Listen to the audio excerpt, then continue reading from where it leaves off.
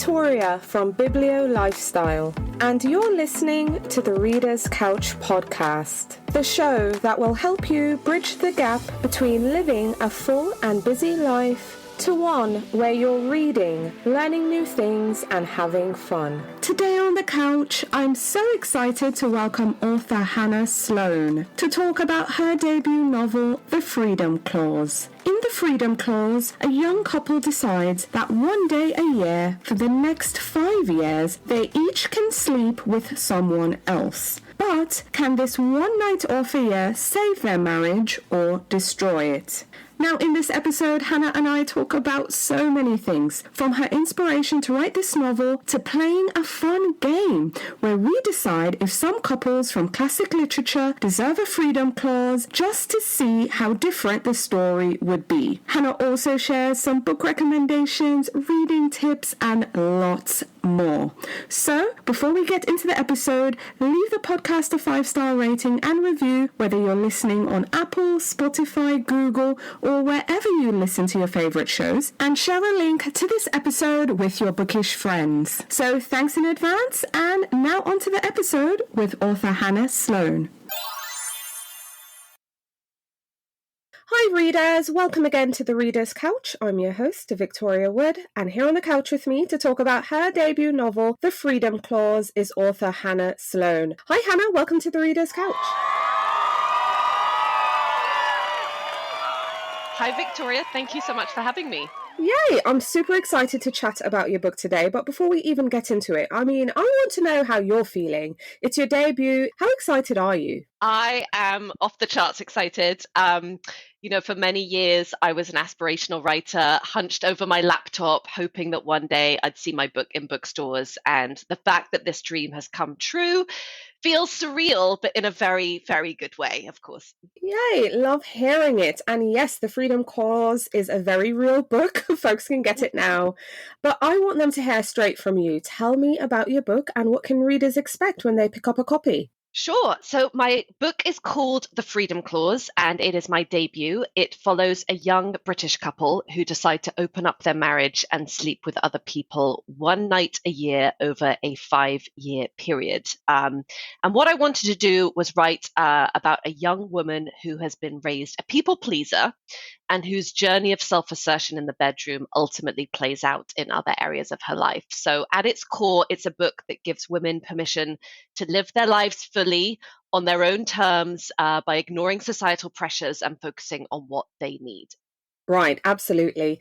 I think it's noteworthy to say that this is a young couple. They also met each other in their first year of uni. They've been married for 3 years, and then they decide, okay, we're going to do this freedom clause, which it was actually Dominic's idea first. Daphne agrees.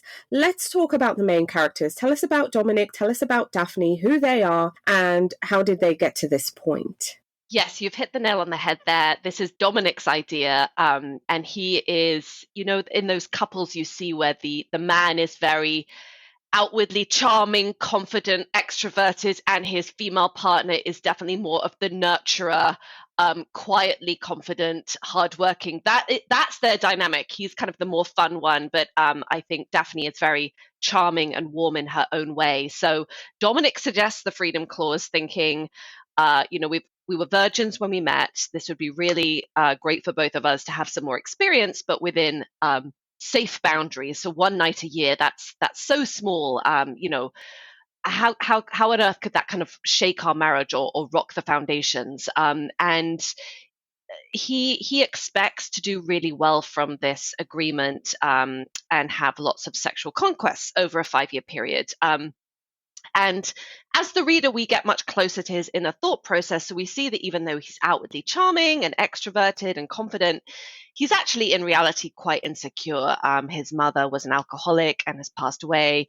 His dad left them for another woman.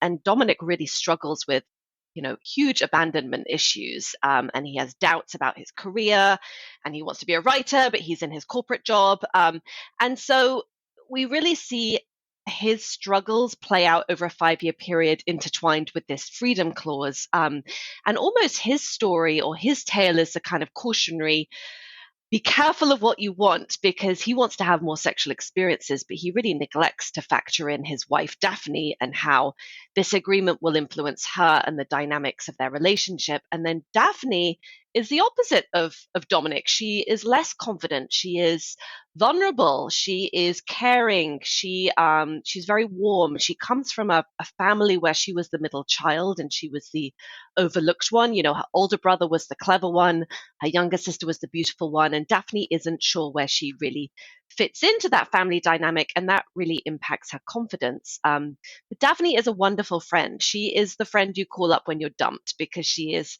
highly emotionally intelligent. She is going to climb in those trenches of despair with you and agree with you that being dumped is awful, but she's going to say all the right, positive, uplifting things to make you feel better. And we do, in fact, in a very early scene, see her consoling a friend who's been dumped. So she is she's a wonderful person. She's also a people pleaser. She wants to make everyone feel comfortable, and she often puts her needs last. So um, because she's a people pleaser, she agrees to the freedom clause reluctantly.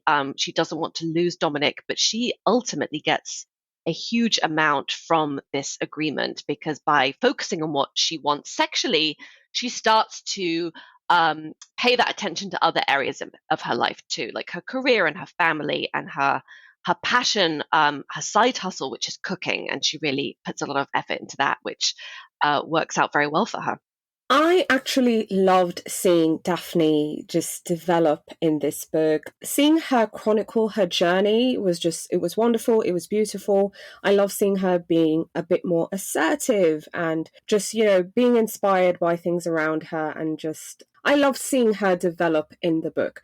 But it's also noteworthy to say that you wrote this book from 2 points of views. Tell me about that decision, and what was it like writing and discovering these characters? Yes, so the story is told over a 5-year period. So each chapter is a year, but you see passages first from Dominic's perspective, then Daphne's. So you see their thoughts kind of intertwined throughout the novel, which helps with the flow. And that was really fun. I think it's fun to get to see particular scenes from both their perspectives and how they're taking in different things that are happening, and they have different awareness levels. And like I said, Dominic just has a different traits to Daphne, and it was fun to kind of lean into his outwardly sociable side, whereas Daphne, I really loved how she can be quite hard on herself, and she's very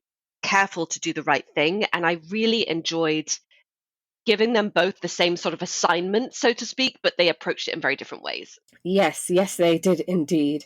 So I'm curious, who was your favourite character in the novel to either write or discover? And it doesn't have to be Daphne or Dominic, but I'm just really curious. Yeah, I think what I found surprising actually is how much I enjoyed the scenes with Lucinda, and she is Dominic's boss.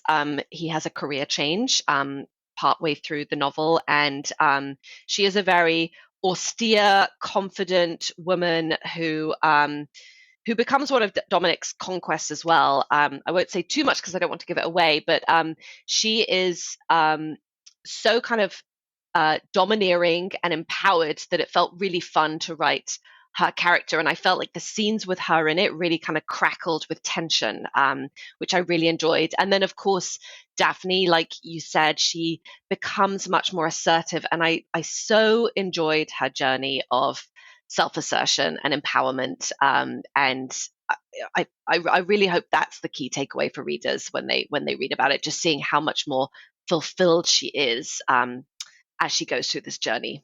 I love hearing that. So, where did this idea for the Freedom Clause come from? What was your inspiration? Tell me about the initial spark. Where did the idea come from?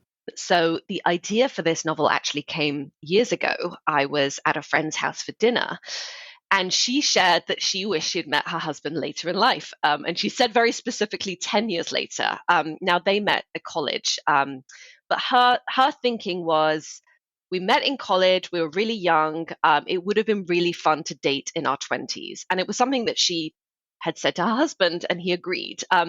Now, they aren't doing anything like the freedom clause, but her remark sat in my head for years because it really fascinated me, and it posed so many other questions, like, is there a perfect age to meet your partner? And if you do meet them sooner than you'd like, is there a way to manufacture experiences with others, while still feeling safe in your relationship? And that was really the springboard for the freedom clause. I kind of took it from there and started to think about a young couple having this agreement one night a year. And it was just such a delicious premise, because there is so much potential for things to go wrong, which is always fun to write about, but also so much potential for things to go right for those characters too. Absolutely, it can go either way. Okay, so I want to break things up on the show a bit and play a little game. And so it's to give or not to give a freedom clause. So what I'm going to do is list some couples from classic literature, and you're going to tell me if you would give them a freedom clause or not, just to see how different the story would be. So are you ready? I'm ready. I'm excited. Yay! Okay, so we have to start things with the classic couple when folks think about romance, which, to be honest, I don't know why, but it's just the way it is. Romeo and Juliet. Would you like to give them a freedom clause? Ooh, I would, and I'll tell you why. I would just like to do anything to change the ending, and give them perhaps a happier ending than they have in their classic story. So I wonder if a freedom clause would help them, yes, divert from their tragic endings. Yes, for sure. Okay, we have Elizabeth Bennet and Darcy from Pride and Prejudice. Would you give them a freedom clause? No, I wouldn't. I think they are just so good the way they are. I know they're a very strong couple, but I'm not sure either of them is ready for the freedom clause. Okay, what about Catherine and Heathcliff, Wuthering Heights?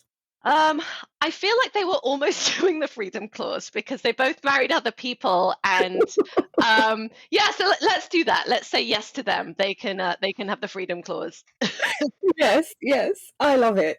Okay, Macbeth and Lady Macbeth. Would they get a freedom clause? Yes, I think I would like to see. I'd like to see them experimenting. I'm thinking of Lady Macbeth washing her hands, or wringing her hands, and I'm picturing her having a lot of fun with some other lovers. I think that's a good idea too. All right, so this couple, I struggled. I'm like, should I do Tom and Daisy Buchanan or Gatsby and Daisy? So you have both. Ah. Who would you give the freedom clause? Oh, I would say Tom and Daisy Buchanan. Yes, they should definitely try out the freedom clause and see what happens. I think so. I think so too. Okay, Emma and Knightley. Ooh, Emma, I think of her as quite prudish, and I think the freedom clause would be good for her, but I think ultimately she wouldn't want to do it and would say no. So it's a yes, but I don't think they would do it in reality. Yeah. No, I get that. I agree. Okay, so Anna and Alexei from Anna Karenina. Oh, yes, I think Anna is the type of woman who, yeah, I think she would do well in that dynamic. And yes, I think there would be a lot of jealousy, but I think I'd like to see them do the freedom clause. I think she needs a freedom clause. Yes. That's just me. Okay, who else is on my list? Okay, Jane and Rochester. Do they need a freedom clause? Oh, I think they do, because I actually think Mr. Rochester is terrible. He has a wife locked up in the attic that he's claiming is mad, and trying to marry Jane. So I would really like to see her getting out of that and experimenting with other men. Okay, Hamlet and Ophelia. Do they need a freedom clause? Ooh, I think I need a refresh on their story, to be honest. I'm not sure I can say with confidence whether they need it or not. Can I pass on that one? Yes, you can pass on that one. The last one, I hope you know this one because I really would love your opinion.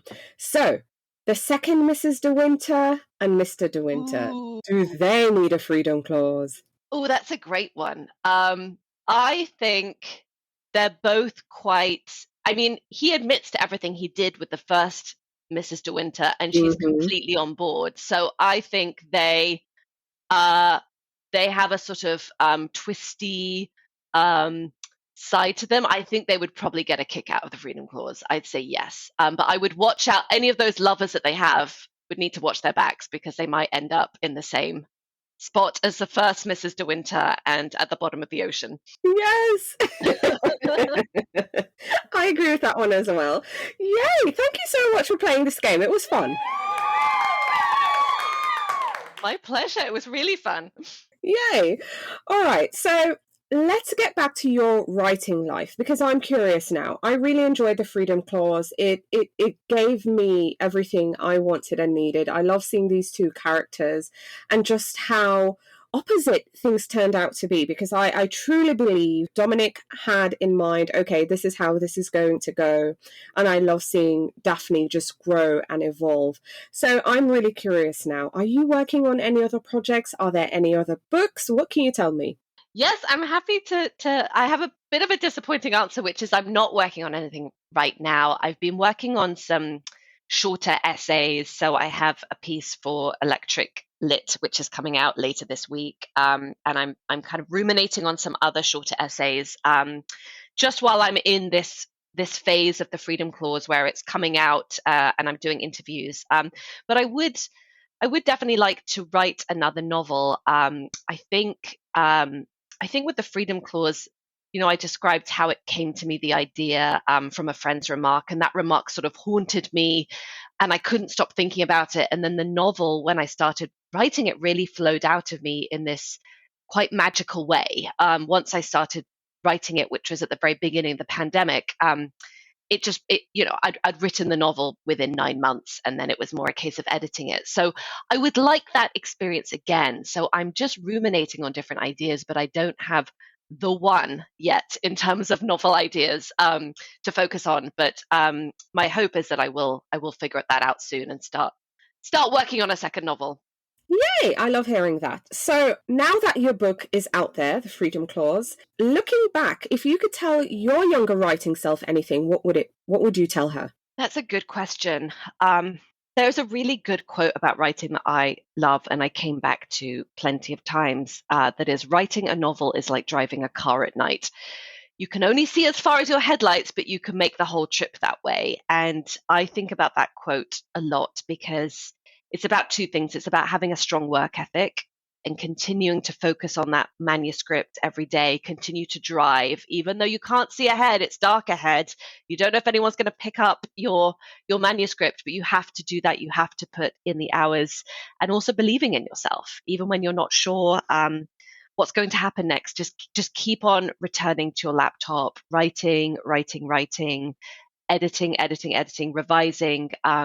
So I would tell my younger self, even though you don't know what the future holds, you want this dream, you want this journey. So keep on driving at night. That's all you can do.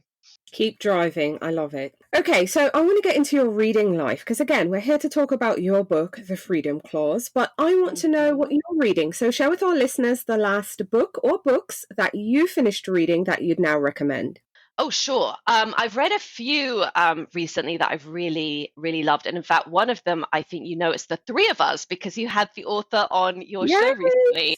And I loved that book. I actually was reading it as your interview came out, and I listened to it. And I don't know if you had this, but I loved the slow build up of tension, and it almost to me read like a play, because it had did. that, it's like 3 acts and you just feel the tension mounting. So I absolutely loved The Three of Us. I thought it was brilliant. It was unlike anything else I've read.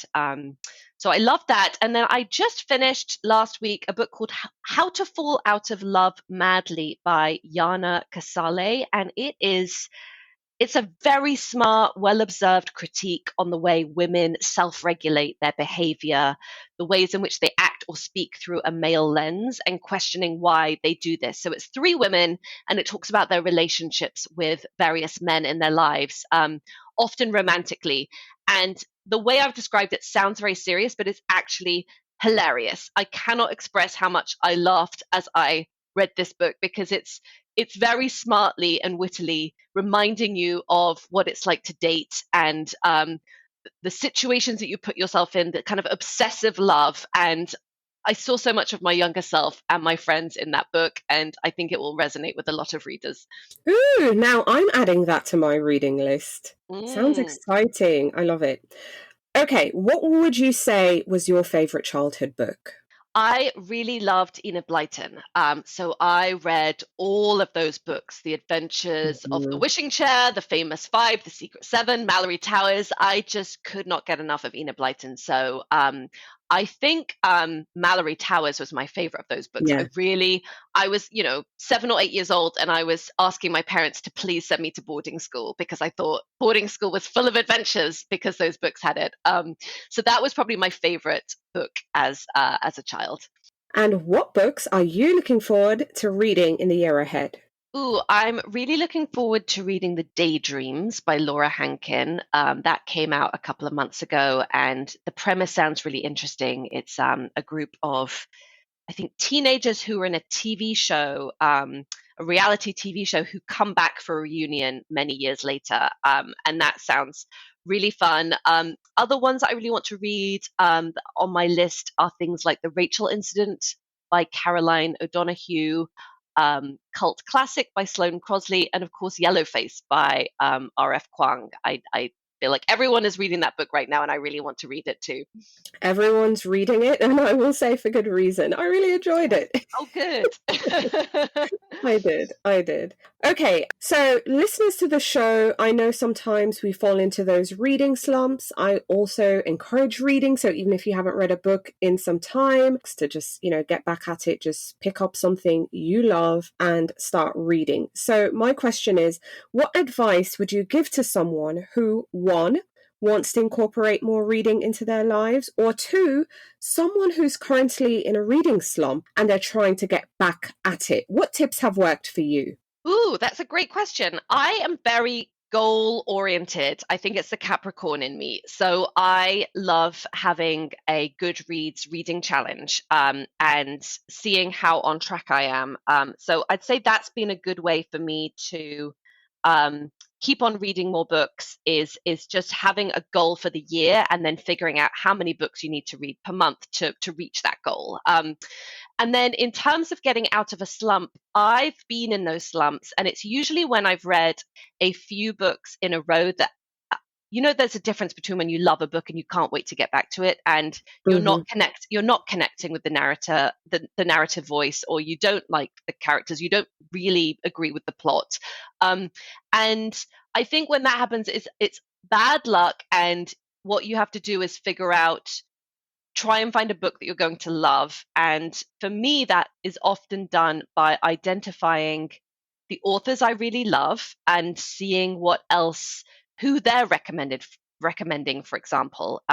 So, an author I love is Anne Patchett. She actually has a new book out today, I think, Tom Lake. And, so I will always, if I have been in a bit of a reading slump, maybe I will reach for a new Anne Patchett that I haven't read, or I will look at books that she loves, or maybe switching things up. I remember at the beginning of the pandemic, I wasn't able to concentrate on reading much. I think it was something about a sort of sense of hopelessness in the world, and I couldn't enjoy escaping into a book. But I actually ended up switching, and instead of reading fiction, I picked up Notes to Self by Emily Pine, which is a series of short essays. And that was very easy for me to digest, and I really enjoyed it. And that helped me crack my reading slump. So those are some of my top tips. But do you have any? Well, here's the thing. When you said you're very goal oriented, I know folks who are long-time listeners will know that something I've often said is set a reading goal. I even Mm. have tips for reading goals, which I'm saying, okay, if you say you want to read, 20 books for the year, how are you going to get there? Well, January is a bad month. December is a bad month. Okay, so you're left with two. So we divide it, 10. So it's two a month. You need to read two a month to get there. I'm very goal oriented, just like you. And you said you're a Capricorn, so am I. So now I have to Ah. ask the obligatory question, January or December? I am December, and I am December 28th, which is, someone once said, you're like filling in a sandwich, like between like the sandwich ends being Christmas and New Year. So I'm right at the very end of December, and I have to say I don't love my birthday because no one is ever around. Everyone leaves town and they're with their families. But it's a good time to read. It is a good time to read. What about you? I'm January, and I remember being in school and I had a favorite teacher. She would often say, and kind of tease me in a way, she's like, well, it's not your fault. Your birthday's in January, so everyone spent their money at Christmas, and then there's the New Year's, and we have to wait until the end of the month to get paid. And yeah, long story short, she'd be like, oh man, I planned for your birthday, so I'd get a card or something. But she's like, no, you have to understand, folks burn through their money. So no presents for you, not really, but that's not true. But I'm a January. Oh, I feel sorry for younger you being told that, but I'm I telling you. hope you make up for it now and have an awesome birthday every year. Every year with lots of presses, and now that the whole Barbie thing is going on, I was like, man, I should buy a Barbie dream house because I never had one. Yes, yes. I saw that movie yesterday and it was absolutely brilliant. I thought the Was it? the final line was incredible. Oh my gosh. Okay, now I have to watch it. I had a girlfriend tell me yesterday she watched it. She's like, no, you need to watch it. I think you'll like it. I'm like, okay. And with all the Barbie fever, I'm like, oh, yeah, we ended up talking about the dollhouses. And I was like, man, I never had a Barbie dollhouse. I should buy a Barbie dollhouse. Adult me should get a Barbie dream house. Dream house, Yes. that's what it's called. Yeah. Oh my gosh. Okay. So back to the show. We love indie bookstores here as well. So share with our listeners your favorite indie, local, from your travels. Just share some indie love. Yes, I'm really lucky. So I live in Carroll Gardens in Brooklyn, and I have Books and Magic near me, which is owned by Emma Straub, the writer. And they've actually got 2 locations, both within walking distance. So I love Books and Magic. They have lots of great events. I really feel passionately about supporting local independent bookstores. And it gives so much to the community. But we also have other bookstores in Brooklyn that I love too. I was just in Word Bookstore the other day signing some copies of the Freedom Clause, and they are great as well. Yay, I love it. So getting back to the book, I mean, you've read it. I've loved it. I hope more readers will give this book a go. Also, you read The Three of Us. I've been advocating for The Three of Us. If you read The Three of Us by Aurea Barge-Williams, you listened to that interview, you said it sounded interesting, you need to read The Freedom Clause too. I think you'll get a good kick from it. But in an ideal world, Hannah, what are you hoping readers might think or feel after they've turned the last page? Oh, wonderful question. I really hope that readers feel entertained. I also hope it poses some questions for readers. They might consider their own lives and ways in which they have been held back. And ultimately, I want women readers to feel empowered from reading this to live their fullest lives. And I would like it to be the book that women give their best friend when it's time for that friend to end a bad relationship. Ooh, I love that bit at the end there. Yes. Hannah, thank you so much for coming on the show and speaking with me. I had so much fun. Thank you so much, Victoria, and thanks to your listeners.